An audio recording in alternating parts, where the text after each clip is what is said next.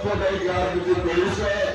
হিমন্ত বিশ্ব শৰ্মাই আমাৰ গোটেই অসমৰ জনসাধাৰণক ভাগ কৰি দিয়া দুখন দিনৰ কাৰণে আমাৰ অসমৰ মুঠ জনসংখ্যাৰ 35% মুছলমান লোক। গতিকে 35% এখন সৰু দুনিয়া আৰু বাকী 65% এখন ডাঙৰ দুনিয়া তৈয়াৰ কৰি এই দুখন দুনিয়াৰ মাজত হিংসা বিদ্বেষ আৰু ঘৃণাৰ যি ৰাজনীতি আৰম্ভ কৰিলে 2013 চনৰ পৰা, এই ৰাজনীতিয়ে আমাৰ মানুহক আৰু নিশকতীয়া কৰি তুলিছে। এই ৰাজনীতিৰ কাৰণে অসমখন প্ৰগতিশীল পথেৰে আগলৈ যাব পৰা নাই। আমাৰ অসমখন পিছলৈ হৈ গৈছে।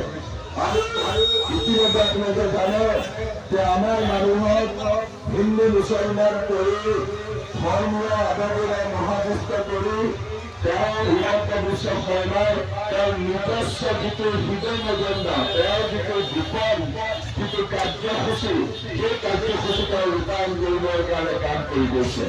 এই কাৰ্যসূচী আৰু অইন একো নহয়। এফালে তেওঁ আবেগেৰে এখন ধোঁৱাৰ দল তৈয়াৰ কৰি ধোঁৱাৰ দলৰ পিছফালে থাকি তেওঁ তেওঁৰ পৰিয়ালক গোটেই ভাৰতবৰ্ষৰ আম্বানী আৰু আদানী পৰিয়ালৰ পিছতে হিমন্ত বিশ্ব শৰ্মা তেওঁৰ নিজৰ পৰিয়ালটোক ভাৰতৰ ভিতৰত আটাইতকৈ ধনী, প্ৰতিপত্তিশীল, সম্পদশালী পৰিয়াল হিচাপে প্ৰতিষ্ঠিত কৰাৰ কাৰণে দিনে ৰাতিয়ে কাম কৰি গৈ আছে। আৰু সেইকাৰণে